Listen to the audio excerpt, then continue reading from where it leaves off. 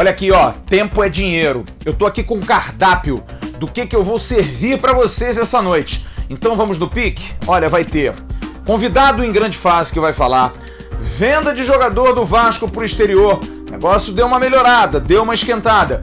O presidente do Madureira, lembra da rusga com o Vasco, o negócio do Marcelo Alves, vai falar aqui no canal. Mais novidades do gramado, sim, mais novidades. Novidades e que novidades do Denner. Ontem a gente falou da linha de produtos. Hoje vai ter uma novidade ainda mais legal. E a gente vai falar do balanço. Amanhã tem balanço. As contas do Vasco devassadas da gestão 2020.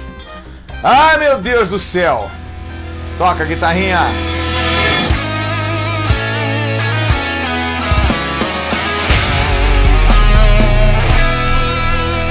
Alô, turma!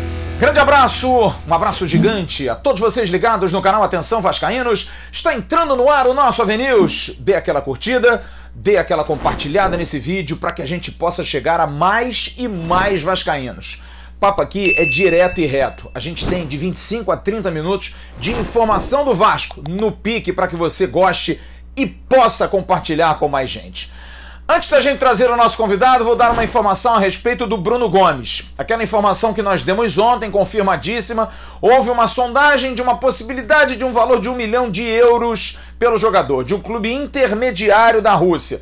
Não é um clube que fica nas escuras, não. Dá até uma certa divulgação, daria para o jogador.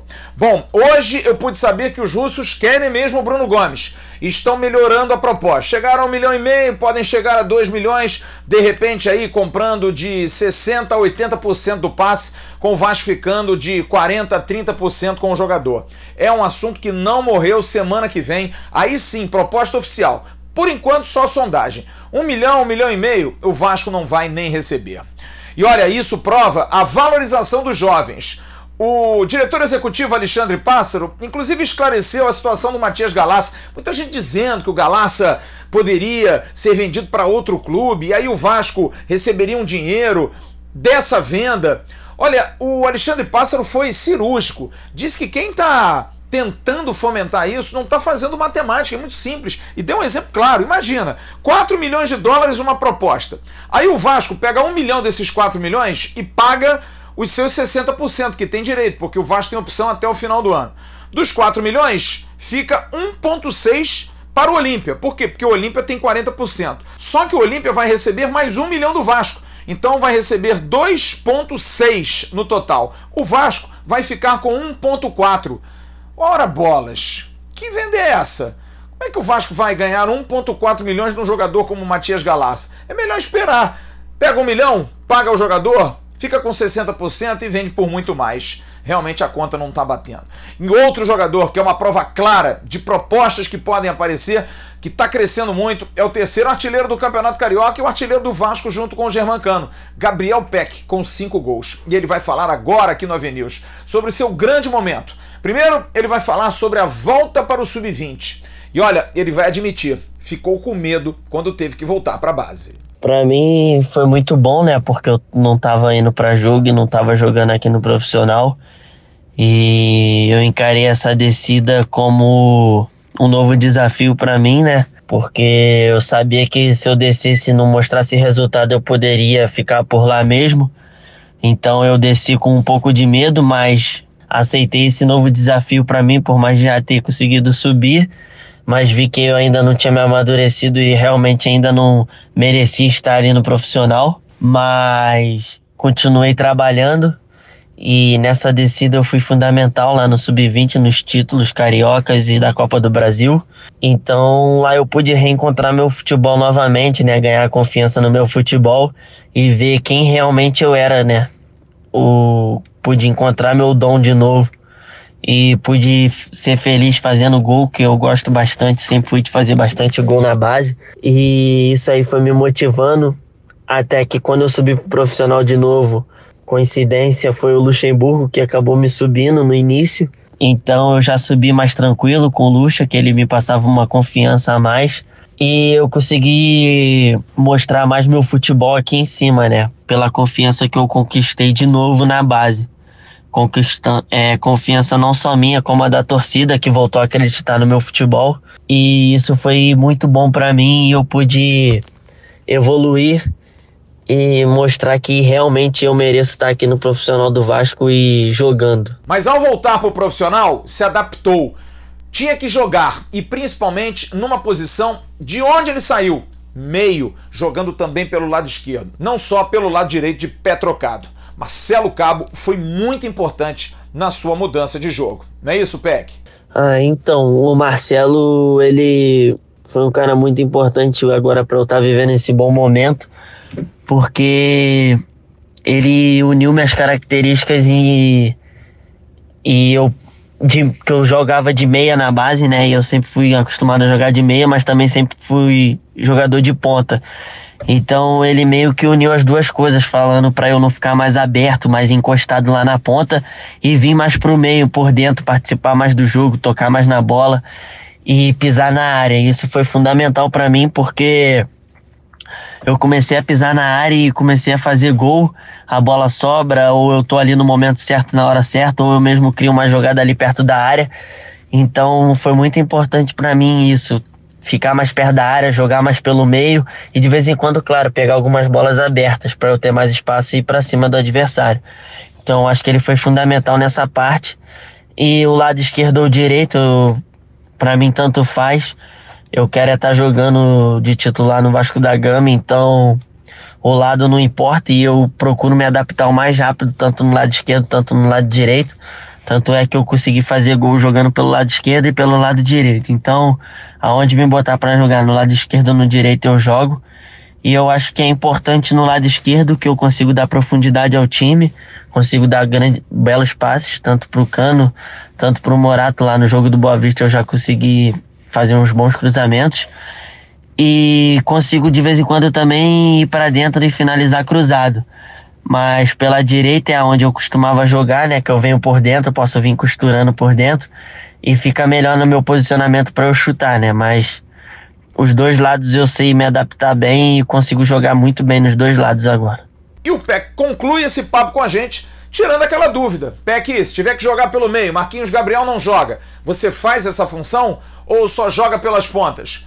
Conta aí pro torcedor do Vasco se dá pra fazer as três em qualquer situação dentro do time. Então, eu sempre joguei de meio campo lá na base do Vasco, até o Sub-14. Do Sub-14 em diante eu começava a revezar entre ponta e meia.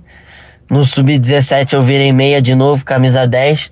E no Sub-20 foi onde eu encontrei, eu acho que minha posição que eu comecei a me dar bem, que foi na ponta direita. Mas eu jogo de meia, de ponta, qualquer lado das pontas, ponta esquerda ou ponta direita e meio de campo. Porque eu tenho essa característica, né, de ser canhoto e eu tenho uma boa visão de jogo, além de ser rápido e tenho uma boa técnica também. Então eu acredito muito que eu possa jogar de meia ou de ponta. Tá aí, um jogador que vem crescendo muito de produção, um jogador que nos ajuda demais. E olha, pode até ajudar financeiramente. Continue fazendo teus gols, continue dando alegrias ao torcedor do Vasco, porque você é uma joia muito grande dentro de São Januário. Já já vamos falar mais do time e vamos ouvir o presidente do Madureira. Lembra daquela rusga com Marcelo Alves? Será que o presidente do Madureira tá com o Vasco atravessado aqui? É só você seguir aqui no AVNews. O time do Vasco treinou agora à tarde no CT do Almirante. Você está vendo aí imagens do treino de ontem, uma atividade muito forte, começando pela academia, depois no campo, enfim. Uma atividade que foi marcada por um prêmio recebido pelo goleiro Lucão, mas dado pelo torcedor do Vasco. Você está vendo aí uma defesa que Lucão fez contra a Tombense na vitória lá em Tombos, na segunda fase da Copa do Brasil. Defesaça, né? Essa defesa custou a Lucão 78% dos votos como a defesa mais difícil da segunda fase da Copa do Brasil. E ele recebeu a placa ontem no CT do Almirante. Ficou legal, bacana demais, velho. Sonhei em receber uma plaquinha dessa. Vocês vascaína, tamo junto aí, obrigado, cara. Obrigado pelo carinho de vocês. Obrigado por tirar o tempo de vocês para estar lá votando. O time ainda não está definido. Há muitas dúvidas em relação a poupar ou não poupar. colocar jogadores que ainda estejam em fase de recuperação. Eu posso adiantar aqui o seguinte, o Caio Tenório joga, porque o Caio Tenório vai entrar no lugar do Léo Matos, que está suspenso. O Zeca é um verdadeiro fominha. Vanderlei também vai jogar, goleiro precisa de jogo. Os dois zagueiros, pode ser que não joguem, Hernando e Castan, um dos dois ou até os dois.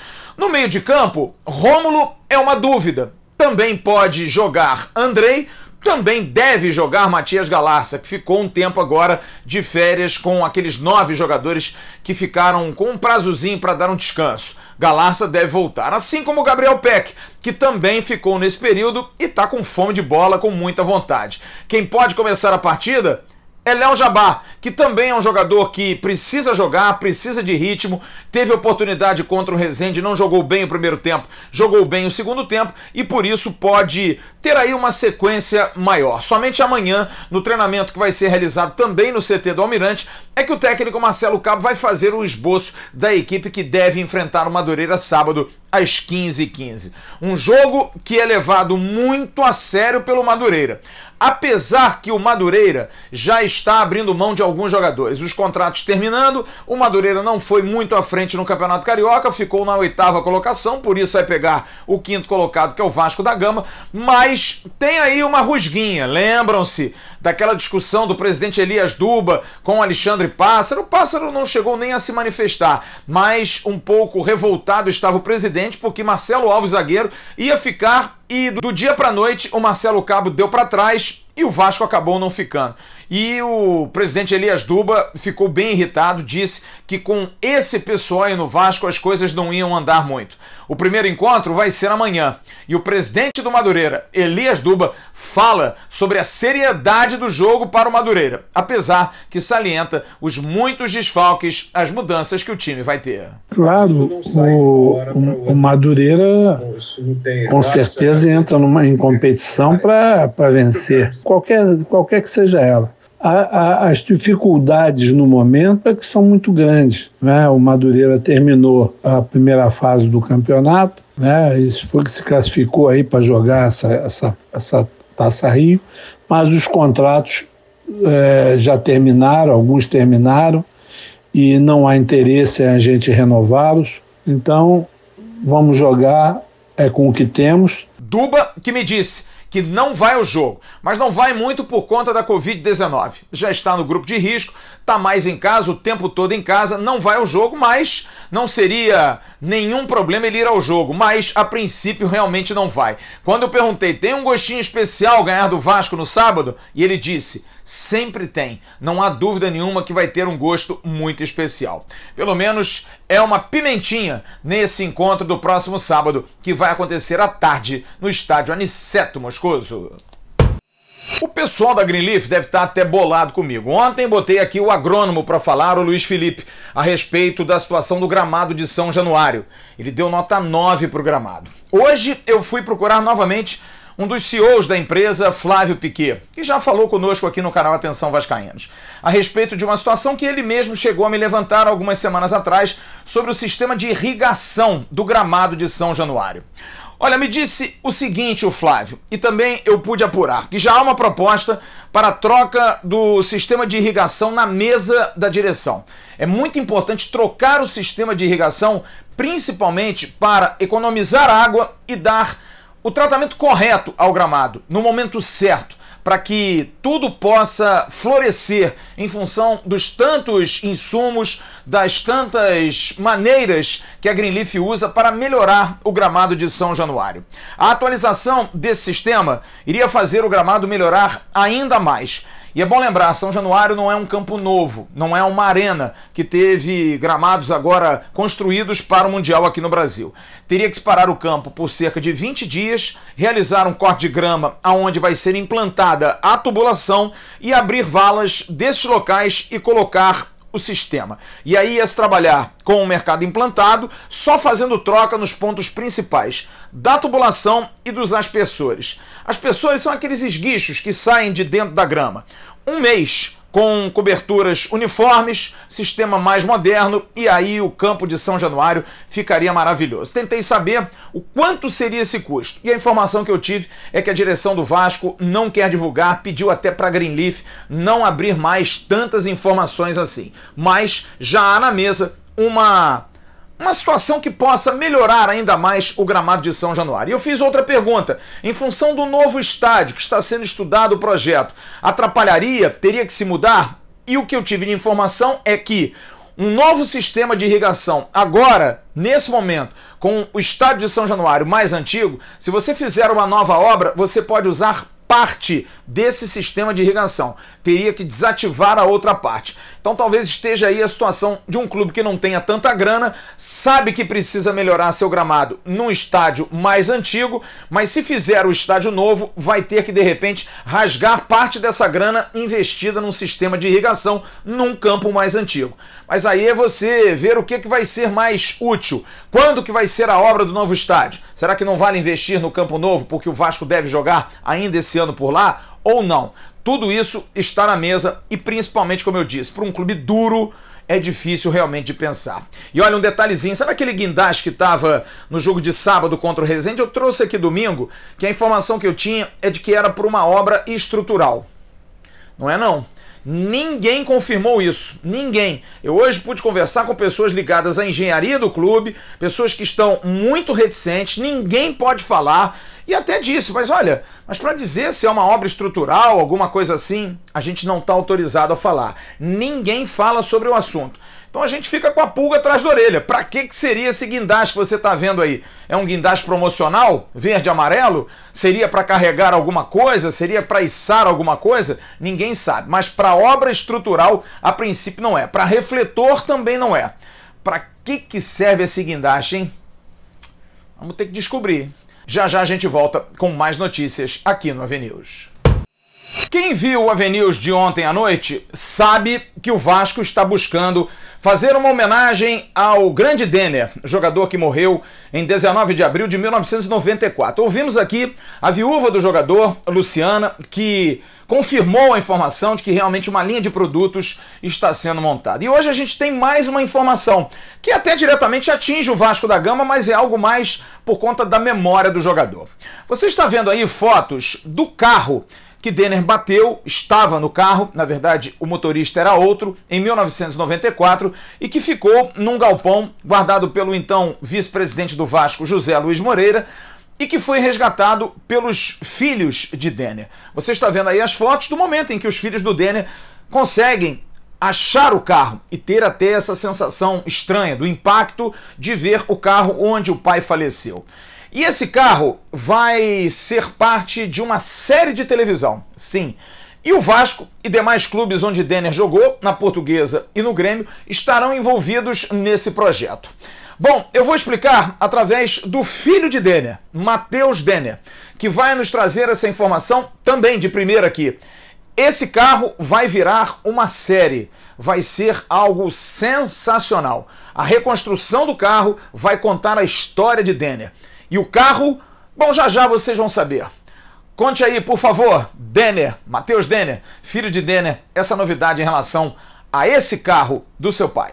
Então, nós pegamos o carro em São Januário, na verdade no galpão na frente de São Januário.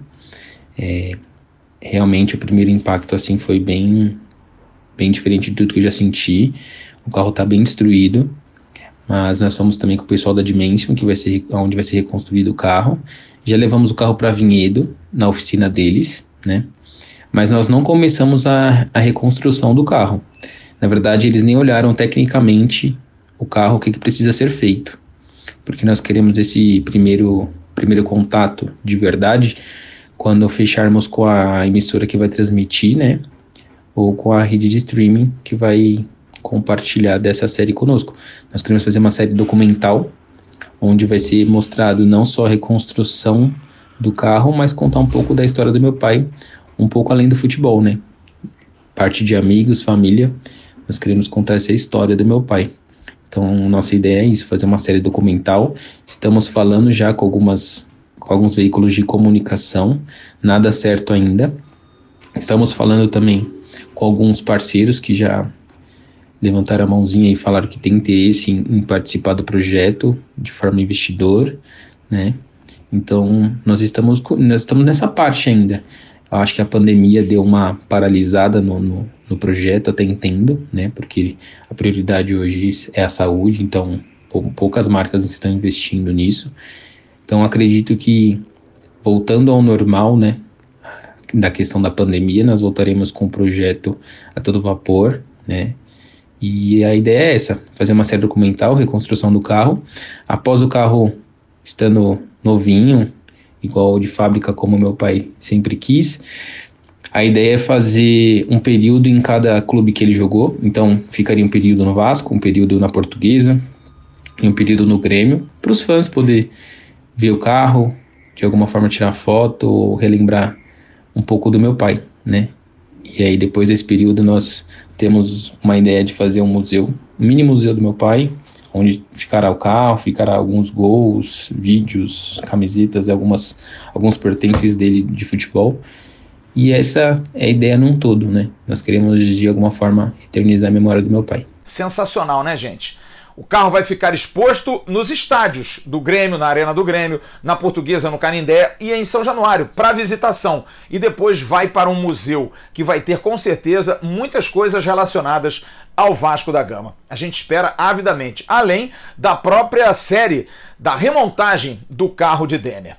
E uma outra situação que envolveu um torcedor do Vasco, muito curioso. A gente vai atrás de uma informação e acaba buscando outra. E descobrimos que é de um assinante do canal Atenção Vascaínos, o José Cláudio Leão, o Leão lá de Campos, que foi aquele que reclamou da questão de não conseguir renovar o sócio estatutário, porque teria que ir até São Januário. Ele é de Campos, como eu disse, e em função disso até a coisa melhorou e hoje você consegue fazer essa renovação ou mesmo virar sócio estatutário através da internet. Ele hoje está com a camisa oficial de Denner. Sim, ele vai contar essa história. Ele conseguiu através de um torcedor da Portuguesa que tem ou tinha essa camisa em São Paulo.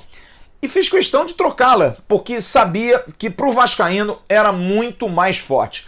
E caiu na mão do José Cláudio Leão. E o Leão vai nos contar essa história. Conta essa história de tanta sorte você ter essa camisa do Denner original que ele vestia aqui no Vasco da Gama, Leão. Boa noite, Flávio. É um prazer mais uma vez falar com você e com os amigos assinantes do canal.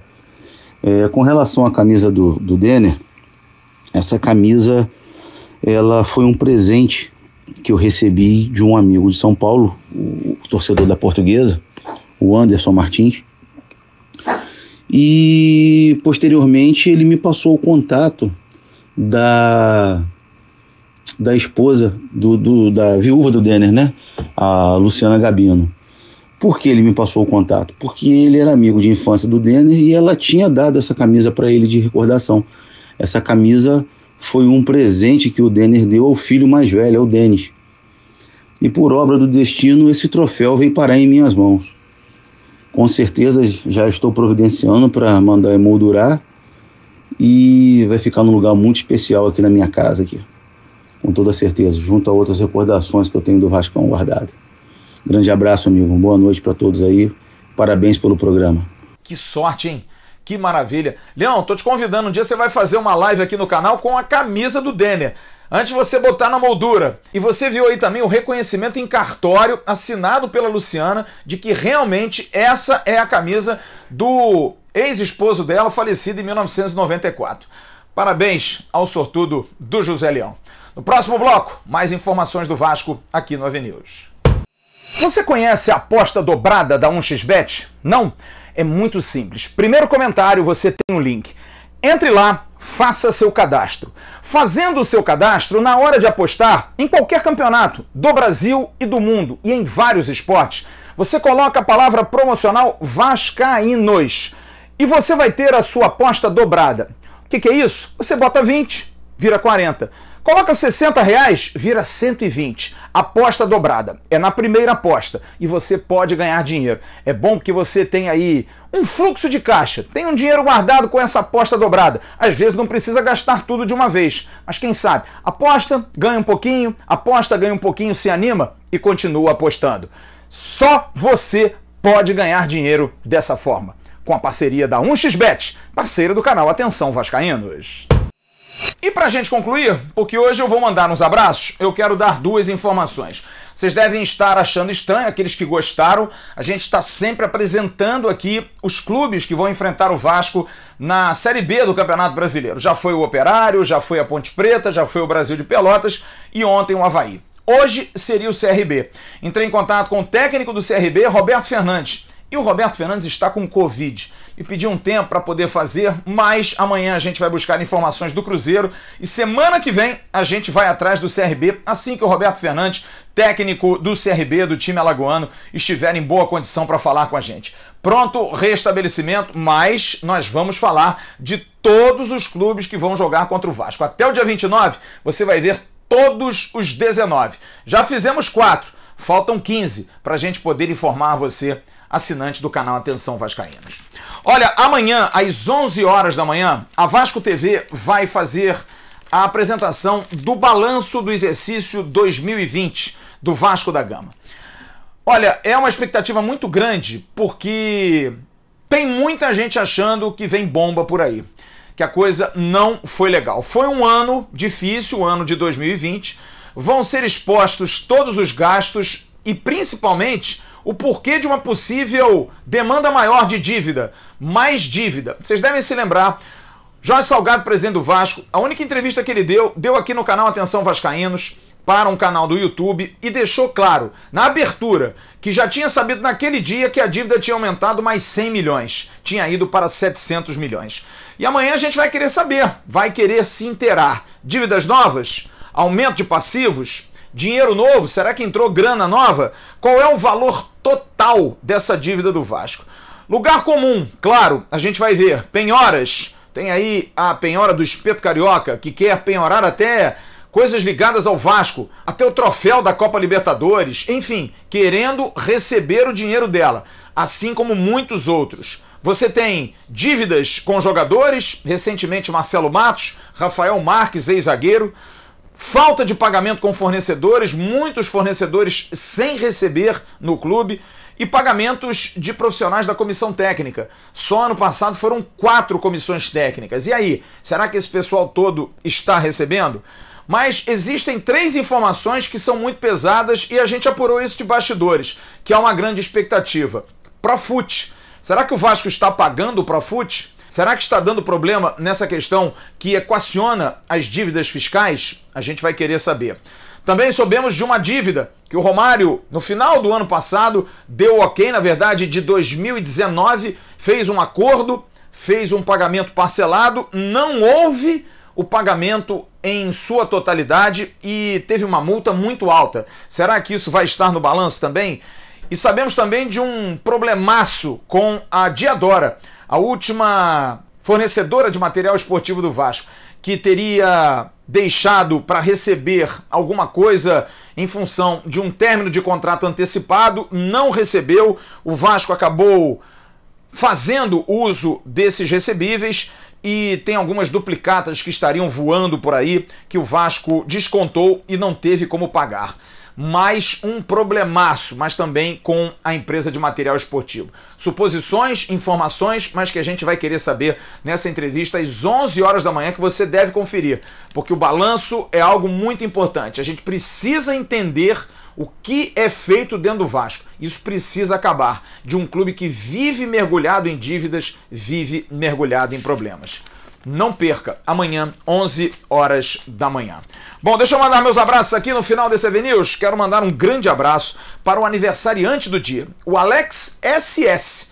É assim que ele escreve, é assim que ele manda. Recebi um e-mail hoje muito carinhoso de sua esposa Amanda, falando, manda um abraço pro Alex, é aniversário dele, claro, Alex SS, grande parceiro, grande amigo, já ganhou coisa aqui no canal, já comprou a moeda do Roberto Dinamite, tem uma camisa do Roberto Dinamite, ele e o amigo Vinícius Pimentel, sempre ligados aqui no canal Atenção Vascaínos. Alex, saúde, paz pra você, fique com Deus e que o Vasco possa lhe dar muitas alegrias. E um grande abraço pro meu porteiro aqui do meu prédio, o Amauri.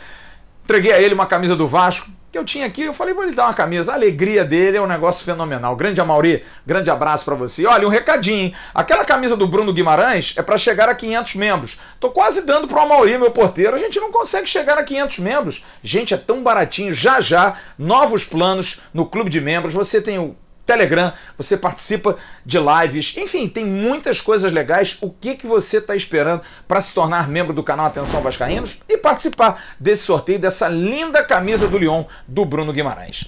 Amanhã de manhã tem o Bom Dia Gigante com o Emerson Rocha, à tarde tem o Boletim AV com o Felipe Tiru e à noite eu volto com o Avenews esquentando para o jogo de sábado, 3h15 da tarde, Madureira e Vasco na Rua Conselheiro Galvão, no estádio Aniceto Moscoso, tradicionalíssimo Aniceto Moscoso. Ainda bem que tá chovendo, tá fresquinho, não vai ser aquele calorão. Vasco e Madureira, a primeira partida da semifinal da Taça Rio. Curta as nossas redes sociais no @avascaínos, Facebook, Instagram e Twitter. E também curta o canal AV+, sempre bombando com lives, com informações. Tem o Acorda Vascaíno com a Mari Barata. Tá muito legal a programação por lá também. Grande abraço para todos vocês, fiquem com Deus. Ótimo final de quinta-feira. Tchau, turma.